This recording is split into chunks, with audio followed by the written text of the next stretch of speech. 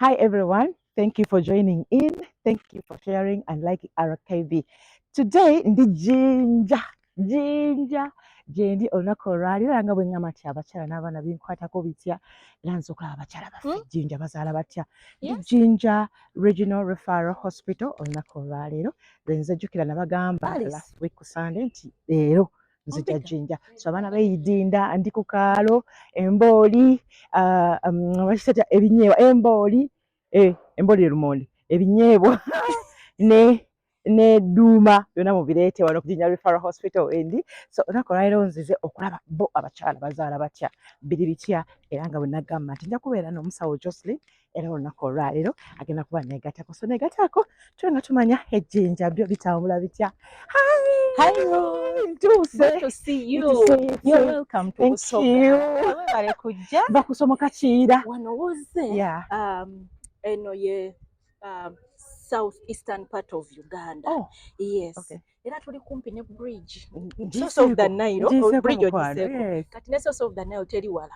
Wano tubukawo busipyu nga tuuse the real source of the Nile. Wow. Tuli mu ttaka lya Kyabazinga. Amiina. Mu ttaka lya Kyabazinga. Kyebaliko. Kale mukwano. Wiki etambudde etya eno empya? Okutwaliza awamu tetubadde bubi.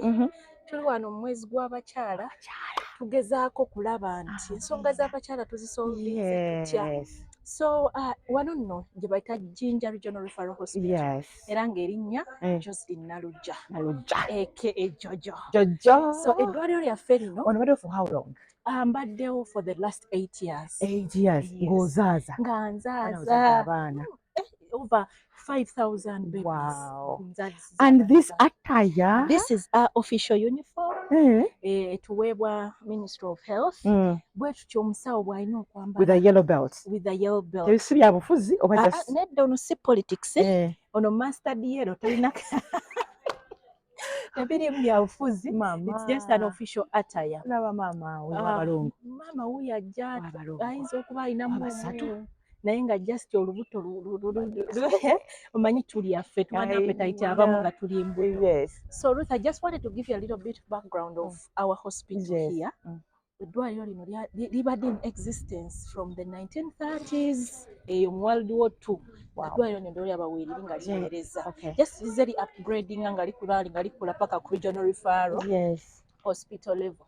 Tuweereza almost 1 city and 12 districts. Ebyo kati gobeera Kampala, owulira Jinja City, Jinja District, owulira Mayuge, owulira Namayingo, owulira Lubuka, owulira all those districts. Ivukula, Bumaana, Simanyanyi, Mamanya mangi. Ebyo byonna ebyalo n'ezo districts bajja wano ffe tubakolako. This is the regional hospital. Wow. Don't overwhelmed? No, I won't say overwhelmed, naye nga the numbers are high. I know. Omanyi nga wano kati we tuli ye antenatal clinic. Abakyala bajja okunywerana eddagala. Olunaku tuyinza okuba n'abakyala nga 70, 80, oluusi 100 in a day. Wow, abasajja mujje balabe Jinja. Abasajja muna omulimu bagukola. Mamala bona sweetheart. Ate ffe olaba region yaffe tulina characteristics zaffe. Fertility rate wano we concentrating mu Busoga. Nti Busoga eno mulina emmere ey'enjawulo gye mulya. Tulya natural food. Tevemwe gye mubeerera zippiza zammwe zimanya ice cream. Wano tubeera ku monde embooli, amayiddo. Natuli otukajjo twa mmetta. Byonna biri ku ki? Original. So bintu bitono nnyo of course ebyo affecting fertility yaffe. Ne lifestyle. Wano tulima abantu ba peasants. Bakola mirimu gy'amaanyi. Kati anaafunya ddi omugejjo mbunaabe. Abasajja. N'abakazi. So we are active wano e Busoga. Mirimu egisinga aba peasant, abakyala we tufuna. Mirimu bwegityo. Kati eno referral hospital ya bwerere. Wano we tuli. Era lino eddwaliro lya Government of Uganda, Ministry of Health, Jinja Regional Referral Hospital, eddwaliro lya gavumenti lya bwerere. Era wano abakyala wano nga wennya olaba temuli wadde ono kashyambu ono bikinedda. Batukiza okuyingirako. Tusobola okuyingira nga bwe tunyumyamu. Sinza okwagala ennyo wendabyeko wano. Nakiye mama kirengo bayise. Gye baleko gwe ndajja. So nga bw'olaba, this is the number. Okay. Yes. Wow. So Wow. Oh, wow. these are our women. Yes. Bazze kunywa abakyala tubalamusizza. Mwebale kujja kunywa ddagala. Tuzze bayogera Luganda. N'Olusoga. Okay. N'Olusoga nno ndumanyi. Kubaze ndi Buganda. So bamaama tuwuliziganyeeko, mwebale kujja kunywa ddagala. Tuzze kubalabako katono na kubasomesaako ebitonotono kubikwata ku by'okuzaala. Nze musawo wammwe nga bulijjo. Ndi ne mukyalo ono. Ruth Kalibbala Bwanika. Nange ndi maama. Naakazaala abaana 7. Abasindike 2 n'abalongoose. So nsanyuka nnyo okulaba ku bamaama. Mwebale kufaayo. Anti mwebale okubanga mujja okunywa eddagala. Tubagaliza omwezi gwa Maachi omulungi ddala. Mukama abazaaze ng'abakyala b'Ebbulaniya. So Ruth, these are our women. Wow. Era those are the numbers. Leero nno batonotono.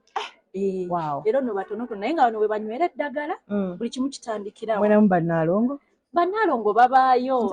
Abalongo nayitako bayite naye mbaagala. Wali obaagala? Naye nga benninda ab'omu. Nja kuwa amagezi nga tuvudde ku kamera. Okay. So tugenda kutuulawa. Tusobola otuula. Kati wano batuula nga bakola kikunywa ddagala lyokka. Kati wano we balindira. Omukyala bw'atuuka wali bamuregisteringa. Wano ne bamupima. Kati nga bw'olaba lino lye limu ku ddagala lye tukozesa mu antinento. Tulinawo obuweke buno babuyita fansida. Fansida si mubingo lirubuto. Mulungi nnyo era buli mukyala ali olubuto alina omumira fansida. Ayambako abakyala obutafuna musujja gwa nsi. Well done. So buno bwe bufansida era bamira 3. 3 bokka. Paka kuzaala. Ku myezi emeka bamira fansida? After first trimester. Ng'atandika. Buli lwajja ng'afuna. N'obumanyi bwe bw'omusaala. Buli mukyala wa lubuto alina obufuna. Ono fefo. Kati ono ye foliki. Kazira akakerenda ako. Bamumira nnyo. Before first trimester. Yambako okureducinga congenital abnormalities. Mukyala abazaala omwana abaliko obulemu. Akakerenda kano kapenga bigger role obulemu nga ki? Obusinga obungi ennyo. Obulemu obusinga obungi. For example, hydrocephalus. Gwe muto omunene? Abaana abo bazaalibwa nnyo. Waliyo ennaku zino abaana be bazaala nga tebalina mikono. Oba gyeweseemu emikono gyesebwe gitina amagulu geweseemu bwegati. So obukeerenda onaaba n'ebizimba ku mugongo. Weebale nnyo spinal bifida babeera and so on and so forth. So kati eno table gye bafunirako eddagala lyabwe era buli kyolaba wano kyonna free of charge. Buli mukyala apiikinga wano n'atwala. Apiikinga bupiikins? Babawaawo wano omusawo time webanga etuuse. Naye ng'eno ye waiting area balondamu abali obubye ne batambula nnyo mu layini ne babakolako ne bagenda. Kati engeri gy'emande tulina kye tuyita high risk clinics. Nti high risk y'omukyala abeera olubuto naye ate ng'alinayo n'ekizibu ekirala. Alina pressure. Asobola ne sukaali. Asobola okubeera nga bamulongoosa bulongoosa. Kati nganze. Asobola okubeera nga ali lubuto naye omwana tateredde. Oba alinamu abaana bangi. 2, 3 n'ebirala bwebyo. So abakyala abo bajja wano ne balabibwa ba doctors. Wano tulina ba specialists, gynecologists, obstetricians, senior consultants. Be babeera nga bavunaanyizibwa ku bakyala abo. So bwe bava wano ne tumanya nti tubateeseteese era birth preparedness yonna tugikolera wano. Birth preparedness plan kubeerako omukyala antenatal plan ogenda nywerawo eddagala ni agenda okukunywesa mirundi emeka gy'olina okugenda then ne birth plan. Birth plan yeruweeyo? Birth plan ogenda kuzaalirawa. Tubipulaninga wano nga baakajja ani agenda okuzaalisa, ani agenda okujjanjaba. Ne tubagamba ku by'okushopinga obugoye, paadi, obugirita, byonna ebyetaagisa nti bw'otuuka mu kuzaala ate tetupanikinga. So byonna tugatandikira wano okubategeka. Wano obategeka wano weyogerera ku paadi zaffe zize twayogerako luli. Wano obubategeka obabuulira buli kimu kye beetaaga okushopinga. Obategeka obapigira pads kati waliwo gavumenti ffe tuwa mama kit abakyala baba mama kit ne mama kit eyo mubeeramu ka piece of gauze piece of cotton naye abakyala luusi baabikoowamu ebintu bya gauze ne cotton abakyala baba baagala bafune ku bagamba piece cotton and gauze finally freely accessible mama kit mwali we thank government for that naye they want something better. We are in the modern day and I know, age. but you talk to the government because nakati at least muli kumpi ne government okusinga abakyala. Tubola tuli wano naawe kati gwe ngeri gy'oli media personality. Let's amplify the voice. Yeah, Let true them, that. I believe that. Yes. Nenga advocacy egenda mu maaso. By the time government adopts something, muba mulina okuba nga mupushinze kati nga ne government mugiprovince beyond reasonable doubt. Ekintu ekyo kyetaagisa. So how do we shift from the cotton and gauze to giving our women the ideal comfortable pads, ideally the ideal comfortable pads? Kati tungamba abamaama nti waliwo pads, let me show you. Webale kundeeterako these things. Njagala bamaama bazirabeko. Kati waliwo pad, ng'ogyeko cotton and gauze ffe tugosa. Waliwo anatomy pad. Kati maama abeera ne pad eno ruufi. It's comfortable. It's very, very comfortable. Emukwata bulungi nnyo omusaayi first of all. Ne bw'aba wali ng'amaze okuzaala ne yeebaka ne yeekyusa n'akola engoye ze tezisitaininga in such a pad. It's a very, very, very comfortable. Era omukyala ajja kugamba mu referral hospital ng'olina bya bwerere agenda gigula oba agenda kuba eno referral hospital y'amazima gani tagenda gisangamu naye ajasangamu byonna ebibeera mu mama kit. So you would advise her? But I would advise wano nga exactly birth preparedness plan. Olaba omukyala Ruth bamama bashoppinga okusuuka ovulo z'abaana biki kati awo omugambira nti maama munnange bw'oyagala extra comfort shoppingayo ne kino okigatteko nga bwe tukyayogerezeganya gavumenti tugambe tulobinge tu advocatinge for now tetukirinaawo ekyobwereere naye mu pharmacies ez'enjawulo mu distributors basobola ozeegulira ne bateeka mu suitcase ng'akaseera kakoze eki katuuse ate bamama bano balaalu baagala nnyo ebyalakizaale nange bala bonna banyirira baagala nnyo ebyalakizaale era maama it's just a matter of giving her information nti this is what will give you extra comfort. If you need extra comfort, this is the product to do what? To use. Buy. So, si kipya. Si kipya gye bali nti bagula abamu bagula obwo pad bambi bwe bayita bu maternity pads.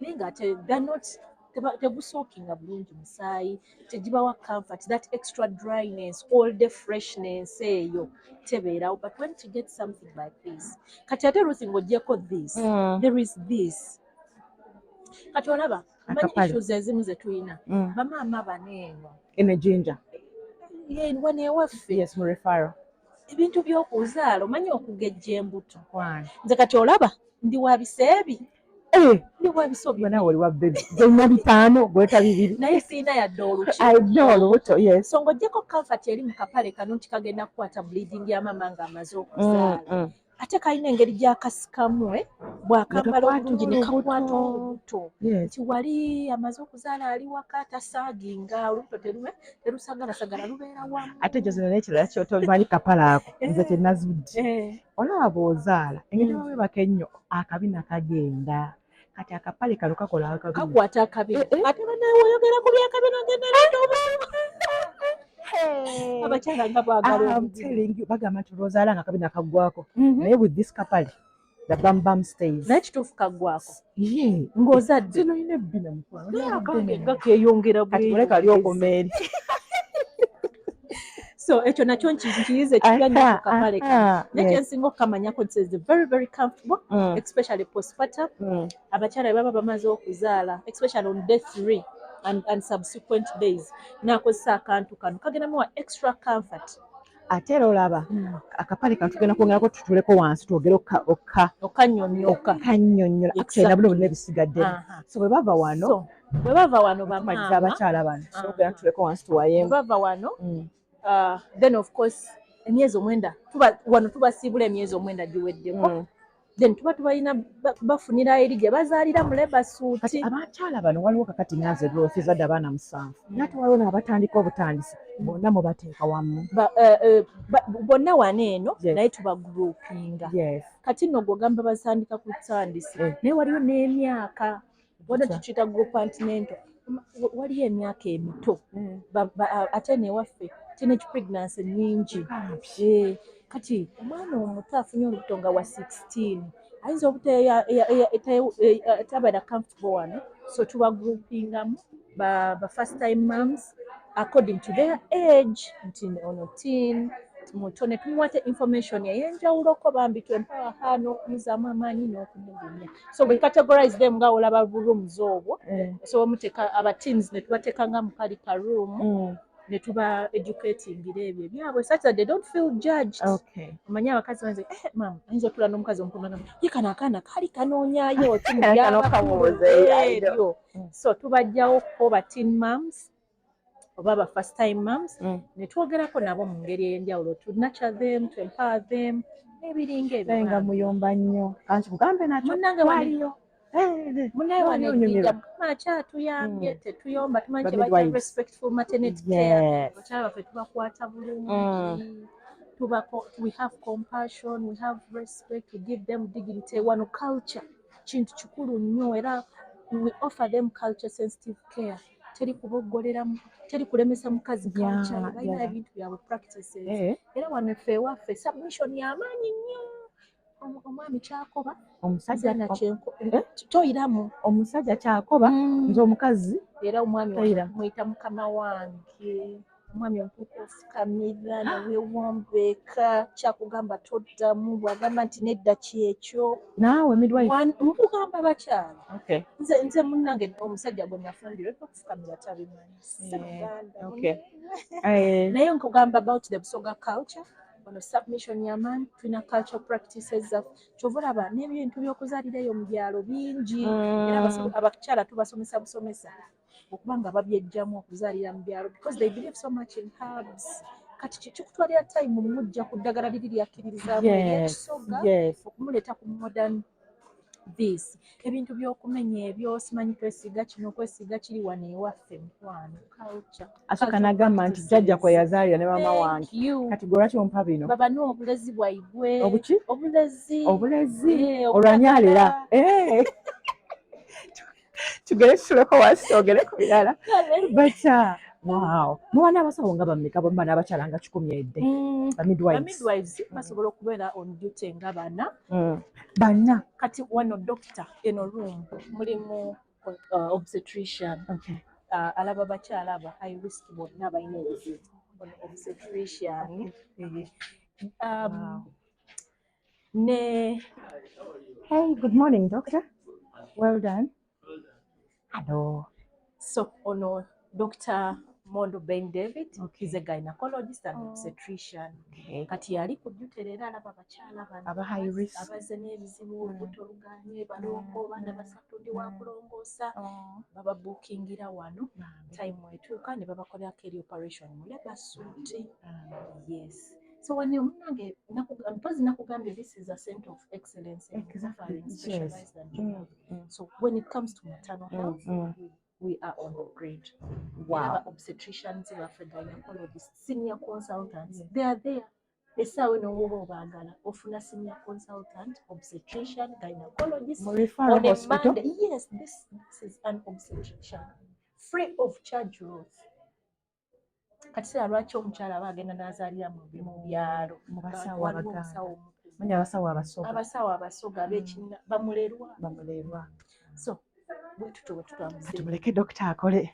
Maama bebi wakumeka ono yasooka bannange ogenda kunyumirwa omanyi okuba ne bebi nga omulabako wali wasanyuka. Are they 2 or 1? 1. Pambi kongs. Good to see you too. You know her? Okay. Oh, you're Rose. Banaye kangweyo ne soda. Sola kuvaalo nga siguze soda wa nemuse. Kale atafukamira baby. Mutyanza nnyo doctor. God bless you. So Ruth, obadde ombuza kuba midwives. Yes. Ono y'omusawo Alice ye midwife akyasinza okukwasaganya ensonga z'abakyala mu unit eno antenatal clinic. Then n'aba student nti bwe tuli kaddi waffe tunaatera okuritayalinga. We are mentoring and empowering the next. Omwana oyo tasobola kutya omukyala nga ebisa bimuluma. Asobola. Bw'aba asoma akola under supervision. Tobola abali wano ku table nga balinawo ne senior. Asokola epizi. Yeah, asobola by the time they qualify. Neno za musawo Jozi mpudde wena nsomye obusawo. Epizi mubali. Epizi oludde mu bintu by'abakyala naawe. Anyway, kati ye ward gujje tubadde mu antenatal abakyala gye banywera eddagala n'ekisizo kunawunyisa musawo Jocelyn. Sirabye ku mwami oba ejjinja bo tebabifaako eno.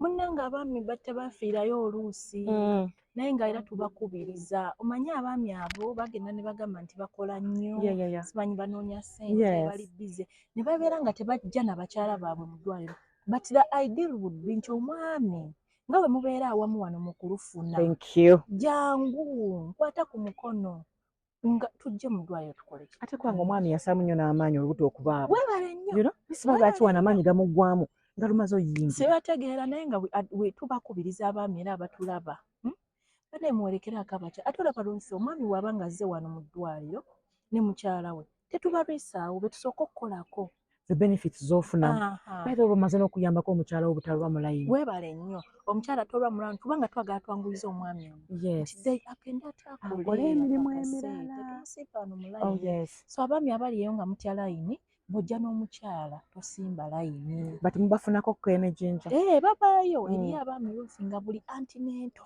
ajja ne mukyala we waliwo keesi gye nafunako I think that was last year ng'omwami atambulira mu kagaali naye nga mukyala we ali nnomo nga ffe talinaako bulemu bwonna naye Ruth omwami oyo ng'awiringa akagaali ke ne mukyala we olutuuka wali eri booda n'ebasaawo n'ayanjuluza akagaali ke n'akavuga bw'ati ne mukyala we n'ajja mu ddwaliro ne mukyala we naye ng'omulaba okufaayo yakwata akatabo yakwata empeke okumupima wano eno okumukuba akayiso ka tetanus nga bannaye waawo laavu eno nga n'abakitegeera so eriyo bambi abafaayo amina Mukama abawa omukisa eri abafaayo ekyo n'abakyesuuliddeyo ogwannagamba naye nga we shall slowly by slowly we shall get them on board. We are still advocating for male involvement. Kisingo batawanya nnyo eno mu Jinja Referral Hospital the abnormalities emusinza okusinkana. Issues ze tulina naddala kale ng'omukyala amaze okuzaala. Eno mu Busoga Ruth waliyo nnyo anemia.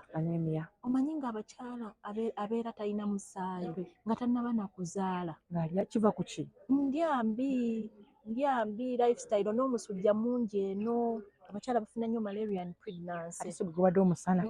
So malaria and pregnancy is one of the issues ezireetera omukyala okuggwamu omusaayi.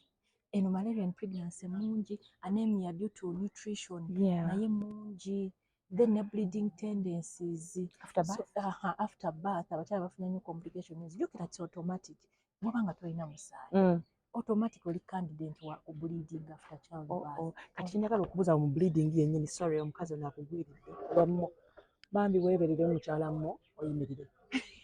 Abakyala oyogedde ku bleeding, is it the same bleeding yabadde atyo ono omukazi musembezeeko ena ayagala kuwahaaga? Olaba abakyala wano after giving birth bleeding eno eri yemu nti bwe mufunye siza n'asinise normally. Would we have the same bleeding after childbirth? No. Immediately after childbirth, blood loss ya scissor eba wagguluko ku ya normal birth. That is in a normal circumstance. While singa bafunye complication ya postpartum hemorrhage, that might not matter nti obuzadde otya. But what brings the difference is wanongo omwana avaayo. Beba operating engeri gye bammeja sajja bwe babasala ne baluzinga a lot of blood. N'ate ffe wano abapushinze normally singa omukyala nti it's the normal bleeding after childbirth guba mutono gw'abapushinze guba baluzinga mutonoko okusinga ogw'abasize. So meaning nti wano bwe bansindika kiba kizibu nnyo okuluzinga omusaayi mungi unless you complication, but in a normal circumstance toluzinga nnyo. Oluzinga mutonotono bwe guti around 100 mils. Kiva ku ky'omukyala okuluzinga omusaayi mungi ng'asindika? Kye bayita excessive bleeding. Ensonga ziri several. Esinga omukyala omwana oyinza okuvaamu, omwana avaamu tusuubira n'abaana ocontractinga, n'abaana egaana. Ruth bw'egaana ocontractinga aba avaamu omusaayi continuously. Ng'egaanye okuddayo nga blood vessels za n'abaana ziremereddwa okwesika okwekwata to stop the bleeding. Okitegeera. Then ne wali wennyini awaba wavudde placental site. Omwana omukulu. Omwana w'emabega. Nawo kasita watagira tuba twagala uterus yesike generally eveeyo, so ekyo kimu. Then ekyokubiri, abakyala bamu kati nga wano ewaffe mu Busoga ekisinze okutta abakyala bafa nnyo tears, okuyulika tebapasula ng'ovuddeko okupasula. Ate ekyokupasula si kizibu, naye omumwa gwa nnabaana gusobola guyulika ng'abakyala basindika. Lwaki? Abakyala banywa ebidagala oluusi akanguyaako akanguya ekibisa ne bijja expulsive. Oluusi omumwa gwa nnabaana ogwo gureceiving guli highly vesicular, gureceiving omusaayi mungi nnyo throughout pregnancy. Kati nekakutana ne guyulika obanga asumuludde ettaavu ne gulyoka guvaayo nga muyitirivu, and it doesn't give us so much time. So oba tolina paadi yaffe eri gye twayogeddeko eno, you can't know. Ate tulina ebirala bye tukozesa, naye the beauty about the bleeding, excessive bleeding, nti paadi tegenda gukwata gustopinge eno paadi yaffe nedda, baba balina kutungawo. So what I meant is bwe watunyonyola n'ogamba nti paadi eno ekuyambako okumanya nti guno omusaayi mungi. Kasita bamala okukutunga n'ovaayo mu theatre gye bakutungidde nti oba wayulise, n'ojja ku woodi n'oteekayo paadi eno, mba nsobola okumanya nti otaddeyo paadi, nenzija nenjikeberako nemmanya nti paadi eno weetuukira okujjula Ruth, something is not clear. Blood loss eno eri abnormal wadde nga bakutunze. Let's go back and check more. Let me measure your blood pressure ndabe oli otya. Let me listen to your respirations. Okitegeera. Kankukebereko amaaso pala. Okitegeera ndabe oli conscious. Pala bye biki? Okupeeruuka ndowooza. Waliwo signs nga omukyala afuddemu omusaayi mungi. So paadi eno oyambako Ruth. Paadi eno eyambira ddala. Eyamba omusawo nange kennyini maama. Lwa nsonga nze omukyala wabeera mu paadi kati ng'eno. Talina nagumu. Engeri gyekwata the blood nti tagenda nakustaininga ku masuuka, mu kiveera, mu bikooyi, you get. Nenga tekisinga obukulu bulamu. Exactly. Bulamu. It's all here together. So I can easily detect this is too much.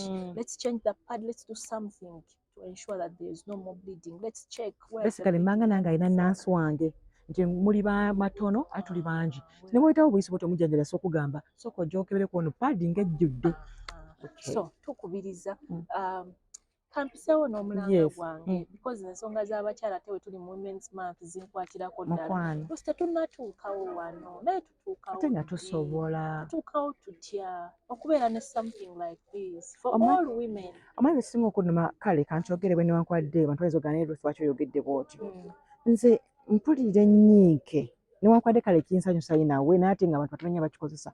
Ogenda mu public toilets n'osangayo condoms ez'obwereere naye n'ogenda mu toilet z'abakyala nga temulimu paadi ya bwereere naye ate nga condom ogikozesa okwegatta okukozesa nga weeyagalidde ng'osazeewo but ogenda mu peace, it is healthy, it is normal for a woman nti oyinza okugenda mu peace nga totegedde naye nga weetaaga paadi naye ate ng'ogenda mu kikolwa ekyetaaga condom osalawo okkiriza oba oggaana basically. So ndowooza nti gavumenti era tufaako ng'abakyala. Tufiddeko ddala ensonga zino ensonga z'abakyala nkulu. When you build a woman, you're building the nation. Thank you. Yes. So these are the things we need to amplify the voice. Yes. Tufune ku bintu bino abakyala babeereko mu bulamu obweyagaza. Much as nga kale gavumenti yeebala otuwa byetuwadde. Naye let's talk more. Let's talk about these things very oftenly as of now as we're encouraging the women who can afford to access this. Waliwo atasobola.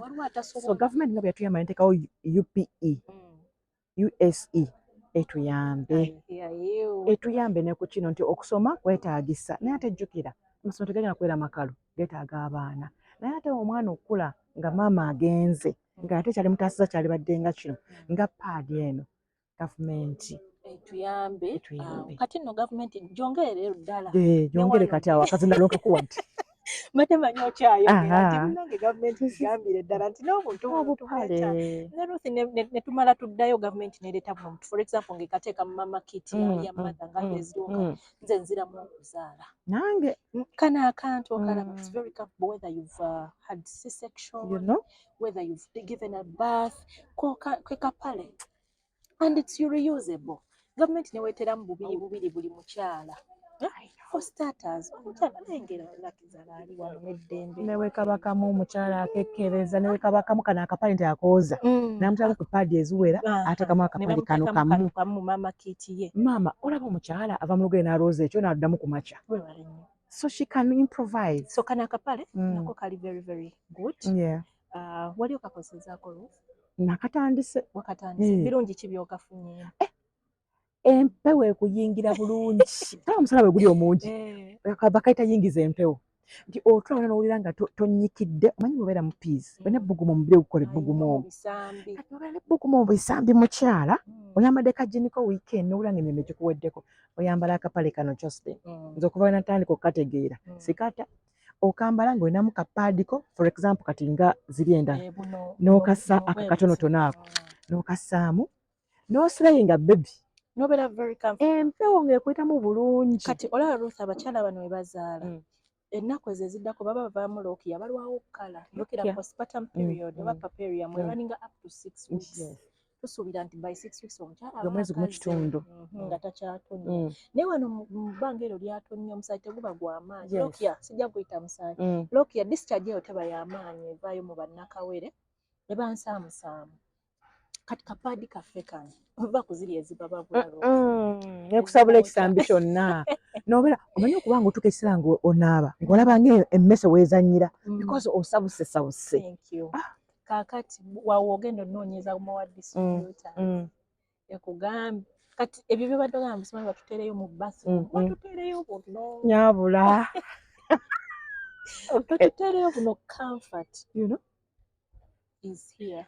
Okawuli touch just mukwano zibulenga kwatako mpulira otulo nze okuva ina butegeera buno sikyeraliikirira peace monthly peace sikyazeeraliikirira era n'abakyala bange abaŋŋamba balina fistula batonya mbagamba mulinde campu surgery bajja bakolako campu ngezze naye mugira mwepaadingisa these things yulinya oyo atonyenga ku buno obuntu so nze kati kyembagamba era ogenda oliranga musawo kali kapaadi kewandagirira bannaayi wamponya ebinsabula kati nange kenkola ki kendiko babi n'owulira nga obulamu bwe butuuse ng'awulira nga bambi azza engulu because bano abakyala bafuna complications birth injuries ezo eza fistula wulira nga weekyaye nga mukama lwaki nze n'omwana takunyumira naye kati bw'omuwanga some products that is as comfortable as this wulira nga they've gotten secondary life. I feel like this is they can comfortably sleep. They can comfortably go to their gardens and dig. Nga tebasabuse mu bisambi nga freshness eyo tebavaamu ekisu exactly omuwulira nga bambi azze bw'oba kakiboowa mbuwaliza wa mama Kataha Museveni oba mama Ruth Aceng pigamba njagala omuntu gwe mpulira nti muzadde ate nga tekigwa nnyo wala na waali obubaka bwe nandiwadde bakama bange baba bandaba ebisooka mu byonna alina kubeebaza tuvudde wala bataddemu nnyo amaanyi okuva eyo waggulu mu gavumenti kulanga bakendeeza abakyala abafiira mu ssanya bakendedde omuwendo gukendeeredde ddala it's because of government efforts different interventions that have come on board so mbakubiriza okuba nga beeyongera okuteekamu amaanyi n'okuprioritizinga issues of women health babeere nga bazitwalira ng'ekintu ekikulu then n'obubaka obulala bwembongera nti tuleme kubeera nga tubeera mu mbeera nti abakyala tebalina byakukozesa wadde okuba nti bikendedde wabula bibeerewo in abundance all the time ensonga eyo bagiprioritizinge then ne products nga zino eziwa abakyala obulamu obunyumirwa okuzaala n'okubeera nga they are very very comfortable in child bearing nazo bazi adopting bamuwa products bangambye bali mu nteeseganya ne gavumenti bali mu nteeseganya ne gavumenti era tomanya very soon tugenda wulira amalira amalungi nti obuntu buno butuuse mu mama kit okitegeera kale tulongerayo kasente katono era kale obuntu buno ate bujja tuukayo free of charge kyemanyi Dr. Dana Atwina alaba the PS Dr. Jenruth Acheng Commissioner of Maternal and Child Health Dr. Mugahi Richard balaba bajja laba video eno era very soon I am very very positive nti bajja kuadoptinga babiteeke mu mama kit omukyala ajje wano eno nga yes you know so obubaka obulala bwenjagala okuwa abakyala nti mweyongere okuzaalira mu malwaliro munywe eddagala mirundi 8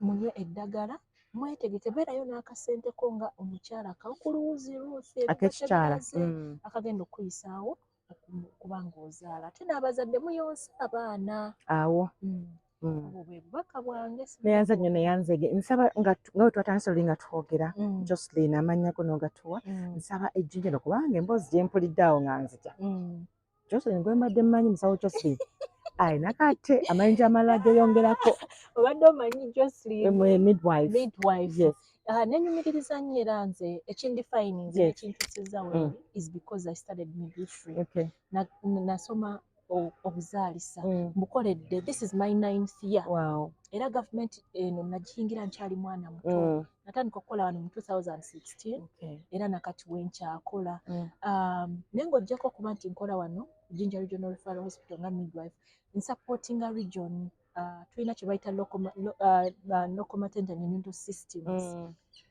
tulina Busoga local maternity and neonatal system era ntuulako nga secretariat lead kati system eyo ye championinze maternal health and newborn health kuba wali maama omwana of course so ntuulako nga secretariat lead and I'm very very proud of to serve at that level nate nga siwoka ku National Midwives Association of Uganda National Executive Committee ntuulako nga general secretary era bampa obuvunaanyizibwa obwo ne banteekamu obwesigala nga Jojo general secretary for the National Midwives Association of Uganda era I'm very proud of that service ngena kuddamu nkuyiteko ku RKB kuno twogereko era ebikwatagana ne maama n'omwana biki ekikyasinze obugajja mu bulamu bw'ensi nga tuggyeko bino eby'omama nti overbleeding naye waliwo n'ebirala byetulina okutunuulira tujja kubyogera ensonga z'abakyala luusi nze abiri maama n'omwana omukyala ow'olubuto awo wennyini when I am very passionate, I'm very knowledgeable, very experienced. Nebuuzanga ki ekyatugatta maama na mwana. Thank you so much for your time. Mama saakugambye I am a mother of 2. I have a boy and a girl. Nazala premature. Your story ndala. Ndi mukyala mufumbo. Amina. Nkola wano naye amaka gange gali mu Busiro North. Busiro district. Yes. Tujja kuddira. Banaye mubere bulungi baagaliza weekend ennungi tusenga nti weekend ja Ruth Kalibele Bwanika. Ciao.